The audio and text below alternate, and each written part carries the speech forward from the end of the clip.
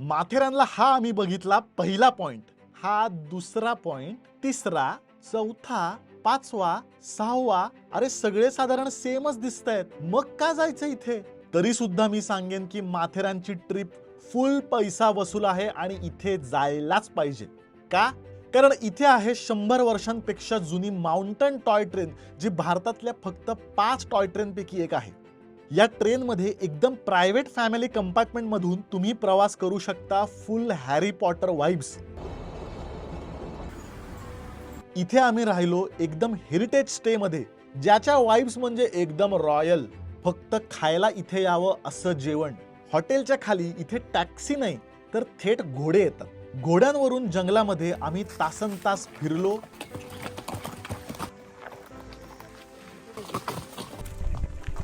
इथल्या टुमदार मार्केटमध्ये मस्त फेरफटका मारला. एखाद्या गोष्टीत असावं असं हे सुंदर डोंगराच्या माथ्यावरचं माथेरान, जे फक्त बघण्याचं नाही तर अनुभवण्याचं ठिकाण आहे. माथेरानला कुठे फिरायचं, काय खायचं, सगळं सांगणार आहे. फक्त व्हिडिओ शेवटपर्यंत बघत राहा.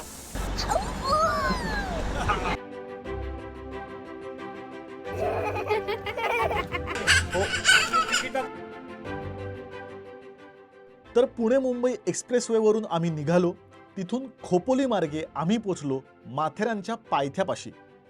तिथून घाट रस्ता घेऊन आम्ही पोचलो दस्तुरी पॉइंट पाशी. तर माथेरानला जर बाय कार येणार असाल तर तुम्हाला एका पॉइंटला थांबावं लागतं. दस्तुरी पॉइंट असं नाव आहे त्याचं, आणि हे कार पार्किंग आहे. इथे आम्ही आमची गाडी लावली आणि मग इथून चालत तुम्हाला जायचं आहे. इथून माथेरान जे आहे, proper Matheran railway station market, हे साधारण 2 ते 3 किलोमीटर अंतरावरती आहे. 2-3 ऑप्शन्स आहेत. एक तर तुम्ही इथनं ट्रेननी जाऊ शकता, किंवा ई रिक्षा असतात त्यांनी जाऊ शकता, किंवा घोड्याने जाऊ शकता. शक्यतो घोड्याने जाऊ नका, कारण घोडे लावतात, म्हणजे खूप जास्त पैसे मागतात. आणि इकडचे जे सगळे घोडेवाले ते बऱ्यापैकी फसवणार आहेत असं मी ऐकलंय. म्हणजे आमच्या हॉटेल ओनरनी पण तेच सांगितलंय. आणि रेल्वे स्टेशनपासनं हॉटेल आमचं अजून पुढे 1.5 किलोमीटर आहे. तर आधी आम्हाला माथेरान मार्केटपर्यंत पोहोचायचं आहे. तर ट्रेनचं तिकीट काढलं नाही आहे, कारण परत त्याचं ऑनलाईन रिझर्वेशन करता येत नाही. इथे येऊन तिकीट खिडकीवर काढावं लागेल. तुम्हाला थेट नेरळपासून पण येता येतं, पण नेरळपासून रिझर्वेशन मिळणं खूप अवघड आहे, कारण सीट्स लिमिटेड आहेत. पहिल्या 100 लोकांना ते तिकीट देतात, असं सगळ्या प्रकारे. इथून साधारण ट्रेनचं तिकीट मिळू शकतं. आज ऑड डेला आम्ही आलेलो आहोत. मला खूप इच्छा आहे की टॉय ट्रेनचं तिकीट मिळावं, पण जर टॉय ट्रेन नाही मिळाली तर आम्हाला ई रिक्षाने जावं लागेल. पार्किंगमधून बाहेर आल्यावरच माथेरानमध्ये प्रवेश करताना आधी तिकीट काढावं लागतं, जे आहे प्रत्येकी 50 रुपये. म्हणजे तुम्ही किती दिवस राहणार असलात तरी प्रत्येकी 50 रुपयेच. तिकीट काढल्यानंतर आत जाताना खूप सारी माकडं, त्यामुळे अथांग त्यांच्यातलाच एक होऊ बघत होता. हो. माकडं खूप दिसतात, त्यामुळे अथांग चेकाळलाय. माकडांचा त्रास नको म्हणून संपूर्ण जाळी लावली.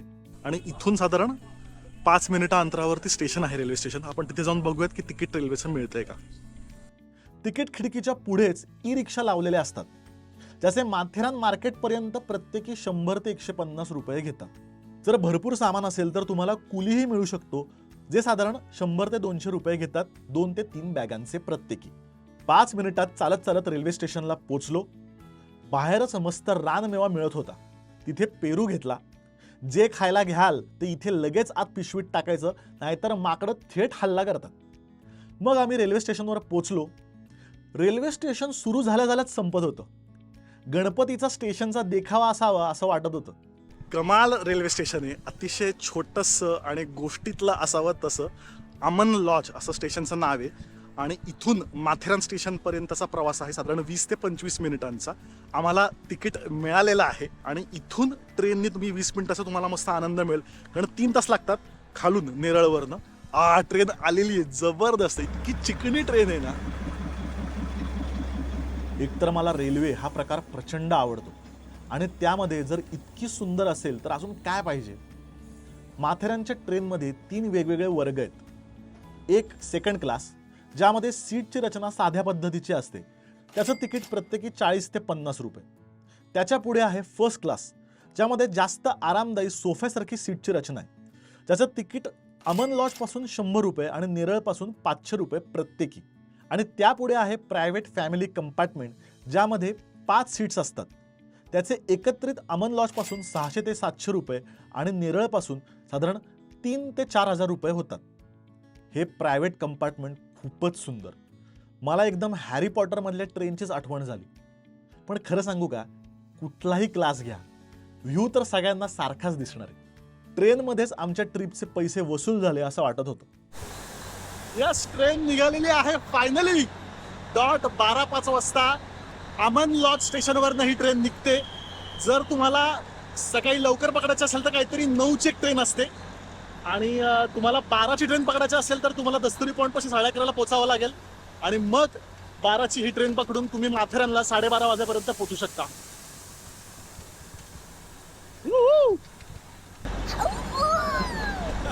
स्टेशन सोडल्यावर संपूर्ण झाडांच्या सावलीतून डोंगरांमधून वाट काढत काढत आमची जुगजुग गाडी निघाली. पुढे गेल्यावर तर अजूनच सुंदर नजारा. एका बाजूला दरी आणि दुसऱ्या बाजूला जंगल. प्रत्येकाला तो नजारा स्वतःच्या मोबाईलमध्ये साठवून घ्यायचा होता. गाडीचा वेग सुद्धा ताशी 15 ते 20 किलोमीटर असल्यामुळे प्रत्येकाला निवांत फोटो आणि रीला बनवायला गाडी सगळ्यांना वेळच देत होती. जाताना शक्यतो डावीकडे बसा, कारण तिकडून जास्त चांगला व्ह्यू दिसत होता. मध्येच छोटी छोटी गावं सुद्धा लागत होती.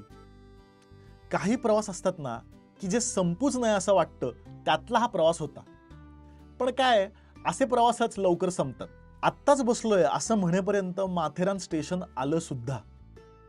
आमच्या गाडीने माथेरानच्या छोट्याशा सुंदर स्टेशनमध्ये प्रवेश केला. चांगली गोष्ट म्हणजे या स्टेशनवर छान स्वच्छता होती. संपला, फक्त 20 मिनिटात प्रवास संपला. अजून 2 तास असता तरी चालला असता असं वाटलं. तुम्हाला नेरळवरनं मिळालं तिकीट तर नक्की घ्या.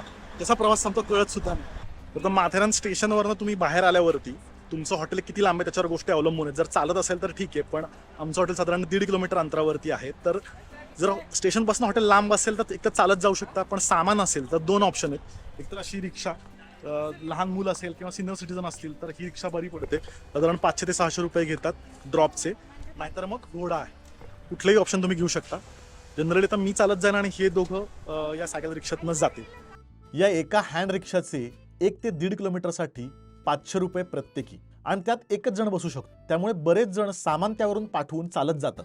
अथांगाचा पहिलाच अनुभव होता, त्यामुळे त्याला खूप मजा येत होती. स्टेशन थेट मार्केटमध्येच असल्यामुळे आधी मार्केटमधून आणि नंतर प्रॉपर चढ उतार आला. हे खूप कष्टाचं काम आहे, त्यामुळे शक्यतो यांच्यासोबत बार्गेन नका करू. हँड रिक्षावाल्यांचा नंबर मी डिस्क्रिप्शनमध्ये देतोय. तुम्ही त्यांना ट्रेनचं टायमिंग सांगितलं तर त्याप्रमाणे ते स्टेशनपाशी येऊन थांबतात. तर प्रथेप्रमाणे मी तुम्हाला विला टूर देत असतो. तर माथेरानला आम्ही राहतोय इथे राधा कॉटेज आणि हेरिटेज रिसॉर्ट. तर तुम्हाला पटकन दाखवतो. आणि यांचं जे 2 दिवसाचं पॅकेज आहे ते किती आहे, ते वर्थ आहे का, हे तुम्हाला व्हिडिओच्या शेवटी सांगेन. भारी गोष्ट म्हणजे हा बंगला मुंबईचे पहिले म्युनिसिपल कमिशनर फिरोजशाह मेहता यांचा होता. तो त्यांनी जुनं सौंदर्य तशाच पद्धतीने ठेवून नवीन सुखसोयी देऊन हेरिटेज रिसॉर्टमध्ये कन्व्हर्ट केला. त्याचा जुना चार्म त्यांनी तशाच पद्धतीने ठेवलाय. आम्ही यांचा डुप्लेक्स 2 BHK विला बुक केला होता, ज्यामध्ये प्रशस्त हॉल होता, त्यालाच लागून छान ओपन वरांडा होता, सिटिंग एरिया होता आणि एक बेडरूम खाली होती आणि एक बेडरूम दुसरी वरती होती. बेडरूम आहे पहिली बेडरूम हो आजोबांचं आहे बरोबर. आणि त्याचं टॉयलेट अटॅच आहे. आणि दुसरी जी बेडरूम आहे, आता दाखवतो दुसरी बेडरूम. आपली रूम कुठे दाखव पटकन. चल हां चल पटकन दाखव. हां थांब हां जा वरती. तर वरती दुसरी बेडरूम आहे. येस, मला सगळं माहिती. दाखव मला. हां हां रूममध्ये काय काय दाखव मग.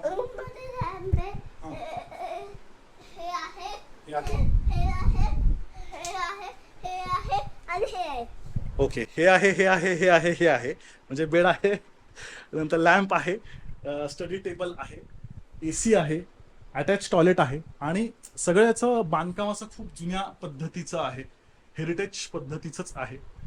अतिशय स्वच्छ आणि सुंदर रूम आहे. अशा या 2 बेडरूम आणि हॉल. फक्त असं एक छोटीशी रूम हवी असेल तर तशीसोबत पण तुम्हाला कॉटेज रूम मिळू शकते तुम्हाला. आणि आम्ही घेतलंय ते पॅकेज घेतलंय, ज्याच्यामध्ये ब्रेकफास्ट, लंच, डिनर सगळं इन्क्लूड आहे. तर त्याचा किती कॉस्ट आहे मी तुम्हाला व्हिडिओच्या शेवटी सांगेन. आणि जेवण पण सांगेन की खरंच पैसे खर्च करणं वर्थ आहे का. म्हणजे इथे 2 दिवस राहिल्यावर मी तुम्हाला सांगू शकेन. तर ते आपण व्हिडिओच्या शेवटी सांगूया. जेवणासाठी आम्ही त्यांच्या रेस्टॉरंटमध्ये गेलो, ते सुद्धा एकदम हेरिटेज स्टाईलमध्ये. दुपारच्या जेवणामध्ये इथे होतं लसूण चटणी, ठेचा, लोणचं, कोशिंबीर, मसाला पापड, पोळ्या होत्या. भाज्यांमध्ये दुधीची हिरव्या वाटाणातली भाजी, सँडविच ढोकळा, घेवड्याची भाजी, वाटाणाची उसळ, भात, वरण, कढी, गोडामध्ये रव्याची खीर आणि गुळातल्या शेवया, नॉनव्हेजमध्ये तांबडा पांढरा रस्सा आणि कोल्हापुरी चिकन असा जोरदार मेन्यू होता. अप्रतिम जेवण आहे. चिकन रस्सा आहे, अप्रतिम चिकन शिजलंय, पाहिजे तेवढं तिखट आहे, लाल तवंग जो काय आलाय आणि पांढरा रस्सा आहे, ताक आहे छानसं, ठेचा आहे, पापड आहे, पोळी गरम गरम आहे, गोड नूडल्स असा नावानं आम्ही अथांगला, शेवया आहेत. अप्रतिम आहे सगळं. अस्सल कोल्हापुरीच्या तोडीस आहे. इतकं सुंदर जेवण आहे, काय म्हणजे कमाल आहे. तर इथल्या जेवणाचे खूप जबरदस्त रिव्ह्यूज आहेत, त्यामुळे मी खूप जास्त उत्सुक होतो. आणि सगळ्यात छान गोष्ट म्हणजे पनीर नाही, कुठल्याही बाकी नॉर्थ इंडियन गोष्टी नाहीत, अस्सल महाराष्ट्रीयन गोष्टी आहेत. चवळीची उसळ, घेवड्याची भाजी, ढोका, नाही ढोक्याचा वेगळा प्रकार आहे इडली ढोकळ्यासारखा. नंतर दुधी भोपळ्याची भाजी आहे, ती सुद्धा हिरव्या रस्स्यामध्ये, ती पहिले मी खाऊन बघतो. वेगळाच प्रकार आहे हा भाजीचा. गोड सुद्धा छान आहे, खीर आहे, गोड नंतर मी ट्राय करतो. पण कळतं म्हणजे सादरीकरण त्यांचं प्रत्येक गोष्टीमध्ये कोथिंबीर, खोबरं, लगेच कळतं तुम्हाला की प्रयत्न केलेत खूप जास्त चविष्ट करण्यासाठी. सुरेख माथेरान ट्रिप एका घासावर बसव.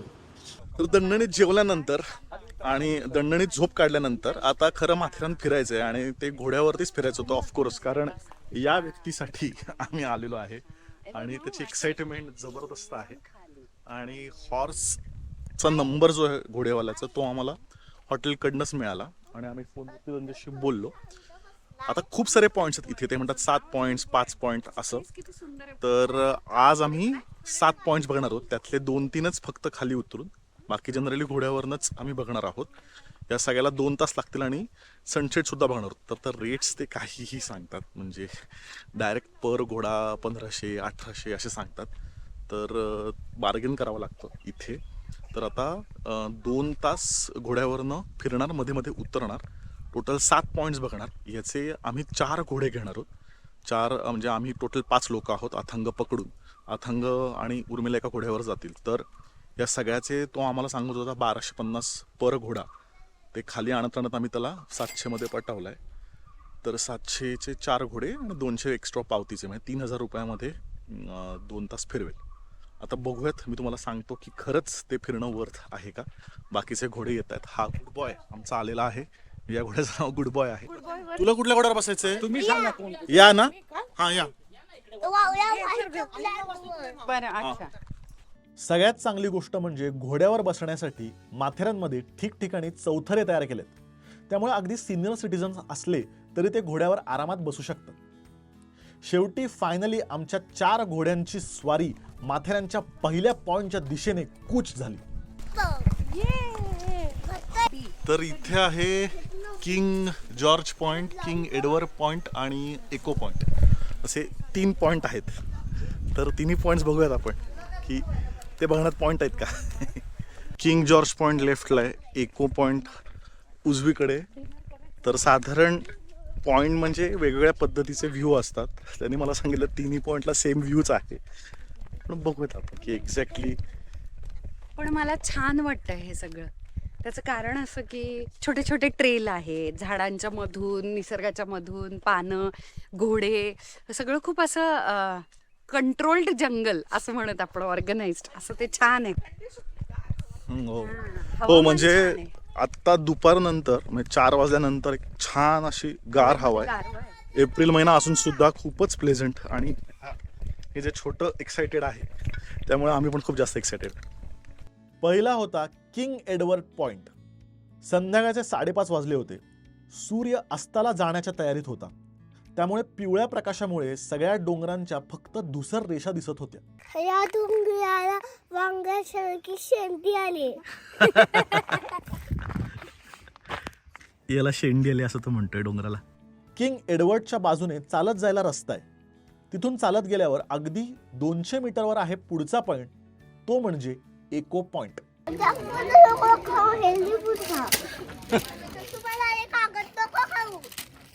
आपण मोठ्यानं बोलल्यानंतर आपलाच आवाज परत येतो. का? कारण तो समोरच्या डोंगराला धडकतो आणि परत आपल्यालाच ऐकू येतं. त्यामुळे इथे यायचं असतं आणि मोठ्यानं ओरडायचं असतं. तू काय शब्द ओरडणार? हाय म्हणतो काय? हाय म्हणू शकतो, छोटस नाव घेऊ शकतो. तुला काय जो ओरडायचा तो शब्द बाबा ओरड. म्हणू शकतो. हा ओरड. हा चल. अथांग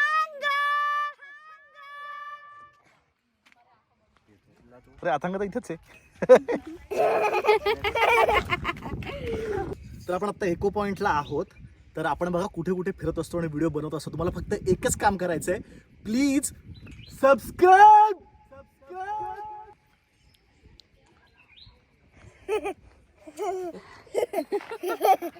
बाबा काय म्हणाला? सबस्क्राईब everybody मामा मामी. तर हा आहे इको पॉइंट आणि ॲक्च्युली प्रतिध्वनी ऐकू येतोय आवाज दिल्यानंतर. आम्ही बघितलं आणि असा टिपिकल पॉइंट आहे. म्हणजे ना मला परत लहानपणीच्या आठवणी आहेत. म्हणजे हे असे गज बघितले ना आणि तो टिपिकल हिल स्टेशनचा पॉइंट. आणि आपले जर तुम्ही 90s मधले जर फोटो बघितले किंवा आपल्याकडे बरेच ते कोडॅकचे अल्बम आहेत त्याच्यामध्ये जर बघितलं तर असा एकतरी फोटो असतो ग्रुपसोबत, असा गज असतं आणि त्याच्यापाशी उभा राहिलेला टिपिकल लोणावळा किंवा महाबळेश्वरच्या पॉईंटवरती काढलेला. आणि तसाच हा टिपिकल पॉईंट आहे. गंमत आहे, साधारण तो एडवर्ड आणि हा एको सेम व्ह्यू आहे.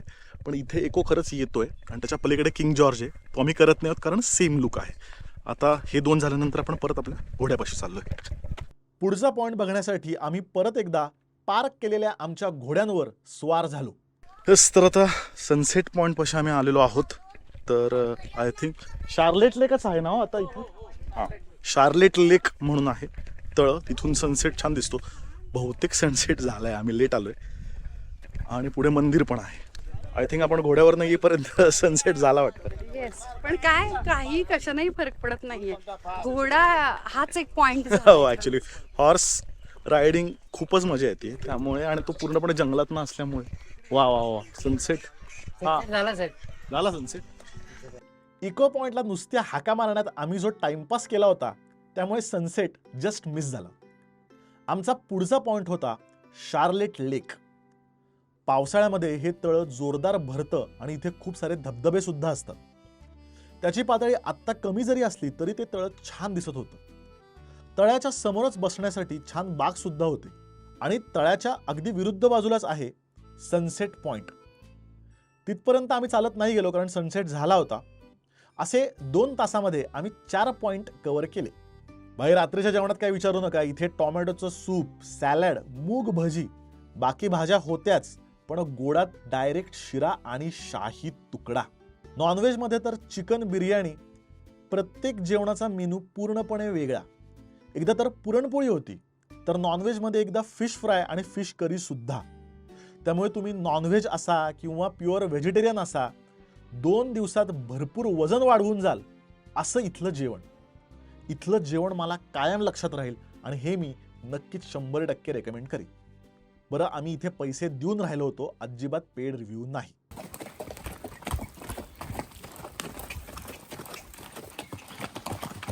मला असं वाटतंय की आता पुण्यात गेल्यावरती बाईकवर कारमध्ये वगैरे फारच अतिसामान्य वाटेल माहितीये का. कारण याच्यावर सवय झालेली आहे. आणि वेगळ्या लेवलचा आनंद आहे खरंच सांगतो.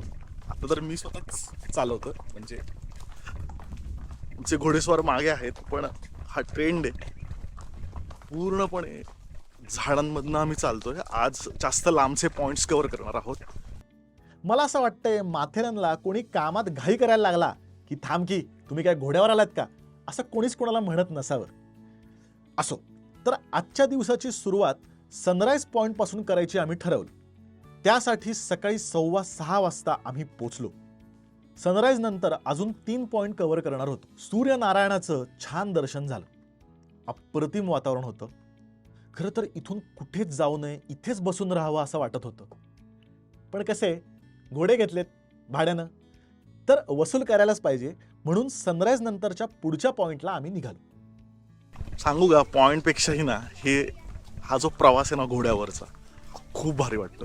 पूर्ण जंगलामध्ये तुम्ही घोड्यावरती, बाकी कसलाही आवाज नाही, फक्त पक्ष्यांचे आवाज आहेत. जबरदस्त फिलिंग आहे माहितीये का. सनराईज पॉइंट पासून जवळजवळ 15 ते 20 मिनिटं 2 किलोमीटर आतमध्ये आम्ही आमच्या पुढच्या पॉइंटच्या दिशेने आलो. त्याचं नाव होतं लिटिल चॉक पॉइंट. इथे जास्त उंचावर आलो आहे असं उगाचच वाटत होतं. इथून मोरबी धरण सुद्धा दिसत होतं. तर आम्ही लिटिल चॉक पॉइंटला आलेलो आहे आणि पॉइंट बघून झाल्यानंतर इथे एक छोटी टपरी सुद्धा आहे.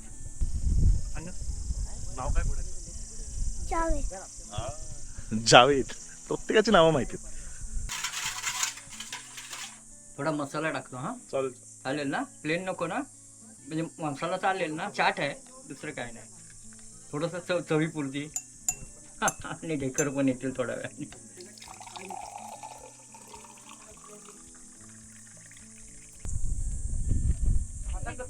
तर पुढच्या पॉइंटच्या दिशेने आम्ही निघालेलो आहे आणि मला असं वाटलं की घोड्याचा खूप व्यायाम झाला, आता या घोड्याचा जरा व्यायाम होते, जरा चालावं म्हणून मी चालतोय आणि बाकी पब्लिक घोड्यावरनं चाललंय. तुम्ही असं सुद्धा करू शकता. लिटिल चॉक पॉइंट पासून वंट्री हिल पॉइंटकडे जाणारा रस्ता फारच सुंदर होता. म्हणजे एकीकडे दरी आणि दुसरीकडे जंगल. हा 10 ते 15 मिनिटांचा रस्ता आहे, पण कधी संपला कळलं सुद्धा नाही. आणि आम्ही पोचलो आमच्या पुढच्या पॉइंटला, ज्याचं नाव होतं वन ट्री हिल पॉइंट. तर असं काही वेगळं असं इथे काही दिसत नव्हतं. परत वरून मोरबी धरणाचाच व्ह्यू होता, फक्त वेगळ्या अँगलने असं म्हणता येईल. खरं तर पॉइंटपेक्षाही मला इथले रस्तेच छान वाटतात आणि त्यामुळेच सेम व्ह्यू असून सुद्धा आम्ही अजून 3 पॉइंट कव्हर केले, ज्यासाठी 4 घोड्यांसाठी आम्ही दिले दुसऱ्या दिवशी 3,500 रुपये. 2 दिवस जोरदार घोड्यावरून रपेट मारल्यानंतर संध्याकाळी आम्ही माथेरान मार्केटमध्ये गेलो. टिपिकल हिल स्टेशनमध्ये असताना तसं मार्केट बघितल्यावर मला दार्जिलिंगच्या 4 रस्त्याचीच आठवण झाली. तर हॉटेलपासून 15-20 मिनिटात मार्केटला पोहोचलो. अरे छान वॉक होता. हो, आणि छान मार्केट आहे, असं टिपिकल हिल स्टेशनचं असतं ना. हो, येस, हॅलो, येस, थँक्यू. चहा झालाय. हो, वा, पण चांगला माथेरान दाखवा. नाही, पण मला आवडते, अख्ख्या माथेरानला ते प्रमोट करतात. हो, असं स्वतःच्या हॉटेल विषयी नाही बोलले ते. येस, आणि आमचा माथेरान इथे आहे. मार्केटमध्येच एक प्रसिद्ध आणि 70 वर्ष जुनं हॉटेल आहे सॅकविल, जे त्यांच्या होममेड आईस्क्रीमसाठी प्रसिद्ध आहे. या हॉटेलचा ॲम्बियन्स खूपच भारी होता. बसायची बाकडी सुद्धा विशेष होती. इथे सगळी आईस्क्रीम कुल्फीच्या पद्धतीने बनवली जातात. हे उर्मिला सीताफळ घेणार आहेस का? त्यांचं फेमस आहे. चालेल. दिसायला खूपच स्वतः सुंदर बनवतात. आहे. हो ना, कुल्फी कम आईस्क्रीम कम असं टेक्स्चर आहे. सीताफळ लागतंय मुळात. छान टेस्ट आहे. सीताफळ कुल्फी आयुष्यात पहिल्यांदाच खातोय. टेक्स्चर खूपच मुलायम आहे, प्रॉपर गर लागतोय सीताफळाचा. परत हा माहोल खूप छान आहे, म्हणजे यांचं इंटिरियर प्रेमात पडलं मी, इतकं भारी आहे. आणि पेरू सुद्धा आहे, बाकी पण फ्लेवर आहेत. जर हे संपून अजून इच्छा राहिली तर आपण घेऊयात. पेरू आहे ना पेरू चिल्ली. पेरू चिल्ली ना. हो, मीठ आणि मसाला त्यांनी दिलाय. पेरूचे पेरू आईस्क्रीम खाऊन बघूया.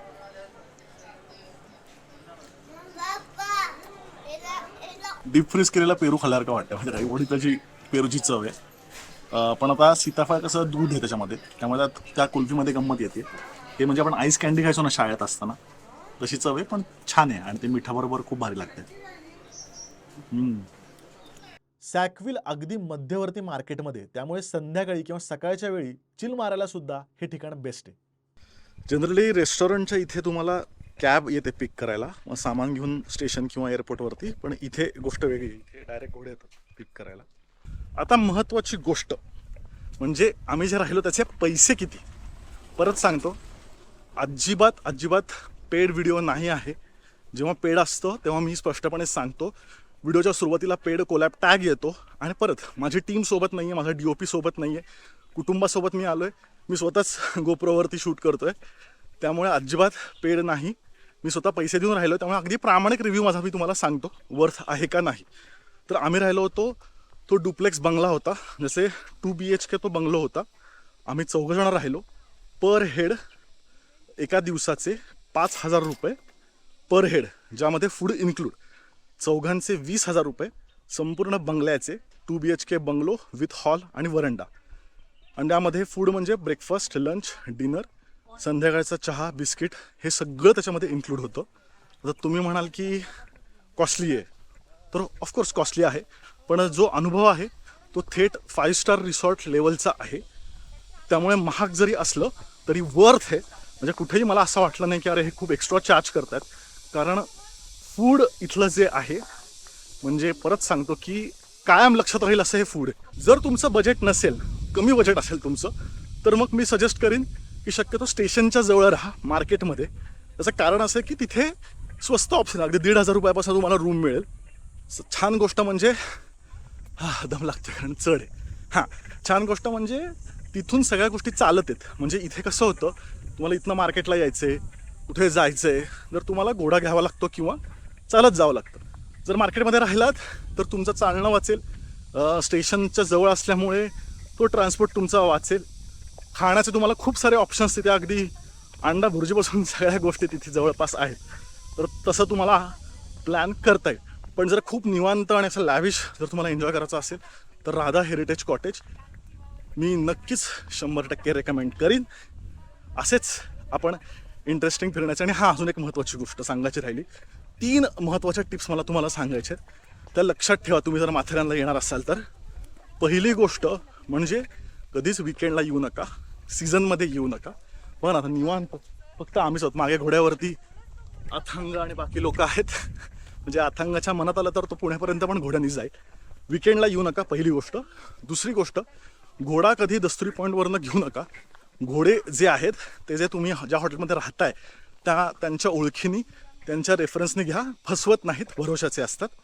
आणि तिसरी महत्त्वाची गोष्ट म्हणजे पॉईंट्स जे आहेत ते म्हणले जरी 15 पॉईंट 16 पॉईंट सगळे सेम दिसतात. त्यामुळे 4-5 पॉईंट जरी कवर केलेत तरी चालेल. असं काय तुम्ही वेगळं काय मिस करणार नाही आहात. त्यामध्ये शार्लेट लेक आणि इको पॉईंट आणि तो जो किंग शार्लेट आणि इको त्याच्या आजूबाजूला 2-3 पॉईंट्स, तो भाग कवर करा. तो खूप सुंदर आहे. खुश. आता आम्ही स्टेशनला पोचू. असेच इंटरेस्टिंग फिरण्याचे आणि खाण्याचे व्हिडिओज आपण घेऊन येत राहू. त्यामुळे बुधवार अजिबात चुकवायचा नाही. तोपर्यंत हॅपी जर्नी.